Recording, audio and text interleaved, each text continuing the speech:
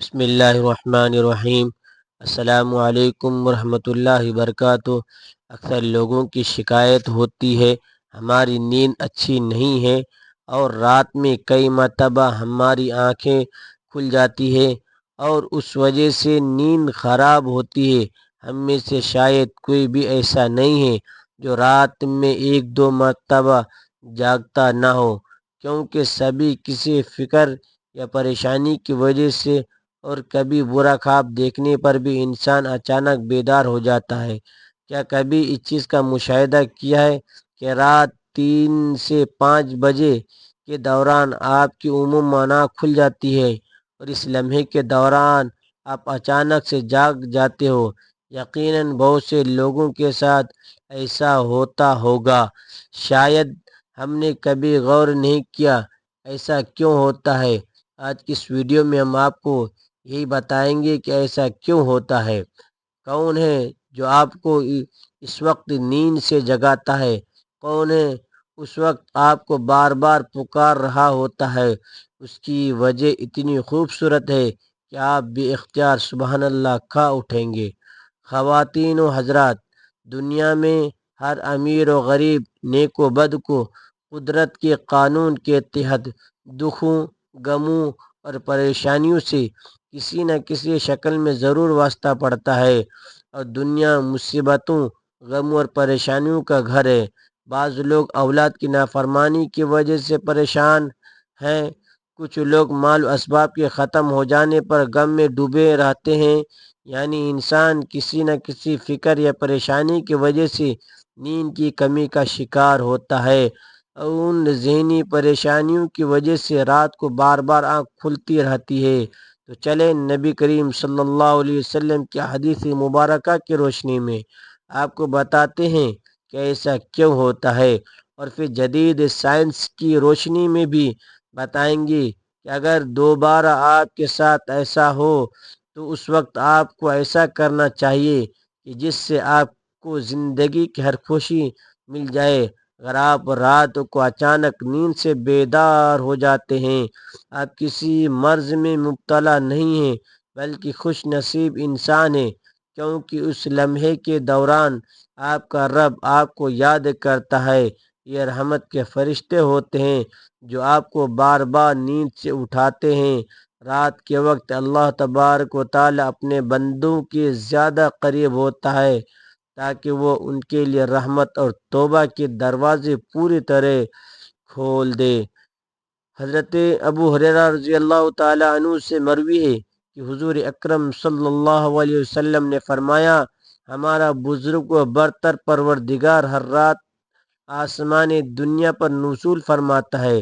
جب آخری تہائی حصہ باقی رہ جاتا ہے تو آواز دیتا ہے، کون ہے جو مجھ سے دعا کرے، میں اس کی دعا قبول کروں؟ کون ہے جو مجھ سے سوال کرے، میں اس کو اس کی مطلوبہ چیز عطا کروں؟ کون ہے جو مجھ سے بخشش طلب کرے اور میں اسے بخش دوں؟ ہے کوئی توبہ کرنے والا، میں اس کی توبہ قبول کروں؟ ہے کوئی سائل جسے میں عطا کروں؟ یہاں تک کہ صبح طلوع ہو جاتی ہے۔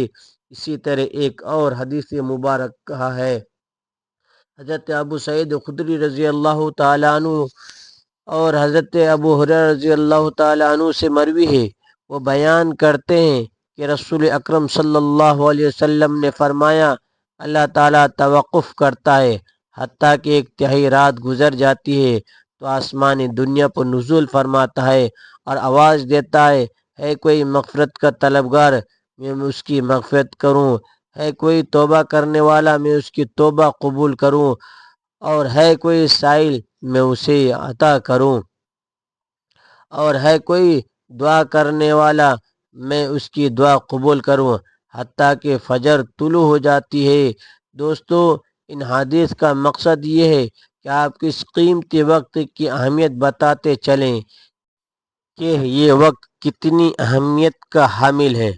جب ہمارا مالک خود ہی آواز دیتا ہے، مانگ لو مجھ سے جو ابھی اس وقت مجھ سے مانگنا ہے۔ اگر آپ کی آنکھ رات کو کھل جاتی ہے تو فوراً اٹھ جائیں اور اپنے رب سے اپنے لیے مانگ لیں۔ سیدنا عبادہ بن صامت رضی اللہ تعالیٰ عنہ سے روایت ہے کہ کہ انہوں نے رسول اکرم صلی اللہ علیہ وسلم کو فرماتے ہوئے سنا، جو شخص رات کو اٹھے اور دعا کرے یا اللہ مجھ کو بخش دے، اس کی دعا قبول ہوگی۔ اگر روزو کرے اور نماز پڑھے اور نماز قبول ہوگی۔ یہاں نماز سے مراد نماز تہجد ہے۔ دوسری حدیث سنیے، سیدنا ابو سعید خدری رضی اللہ تعالیٰ عنہ روایت کرتے ہیں، انہوں نے نبی کریم صلی اللہ علیہ وسلم کو فرماتے ہوئے سنا، جب تم میں سے کوئی شخص ایسا خواب دیکھے جسے وہ پسند کرتا ہے تو وہ اللہ تعالیٰ کی طرف سے ہے، اسے اللہ کا شکر ادا کرنا چاہیے، اور اگر اس کے علاوہ کوئی چیز دیکھے جسے وہ ناپسند کرتا ہے تو وہ شیطان کی طرف سے ہے، اس کے شر سے پناہ مانگے، اس کا ذکر کسی سے نہ کرے تو وہ اس کو نقصان نہیں پہنچائے گا۔ اکثر دوست برے خواب بیان کر رہے ہوتے ہیں اور تعبیرات پوچھ رہے ہوتے ہیں، تو اس بات کو ملحوظ رکھیں کہ بہتر ہے کہ آپ برے خوابوں کی تعبیر نہ پوچھیں، اور جب کبھی رات کو آنکھ کھلے تو نبی کریم صلی اللہ علیہ وسلم کی ان فرامین پر ضرور عمل کریں، اور اگر آپ کا بستر سے اٹھنے کو دل نہیں کرتا، پہلی حدیث مبارکہ پر عمل کر کے 2 سے 5 منٹ کے لیے دعا کریں کہ اللہ مجھ پر اپنی رحمت فرما، اور اس مقدس لمحے سے فائدہ اٹھائے۔ اس وقت میں آپ کو بار بار پکارا جاتا ہے کہ انسان کو جس مقصد کے لیے پیدا کیا گیا ہے اسے پہچانو، اسے پورا کرو۔ ناظرین گرامی، قرآن مجید کی صورت میں اللہ تعالیٰ نے اپنے مومن بندوں کی یہ صفت بیان فرمائی ہے کہ وہ رات کے وقت تھوڑا سوتے ہیں اور آخر رات میں مغفرت مانگا کرتے ہیں۔ دوستو، ہر چیز کے پیدا ہونے کا اور پرورش پانے کا ایک خاص موسم ہوتا ہے۔ ہریالی، خوبصورتی باہر کے موسم میں دیکھنے کو ملتی ہے۔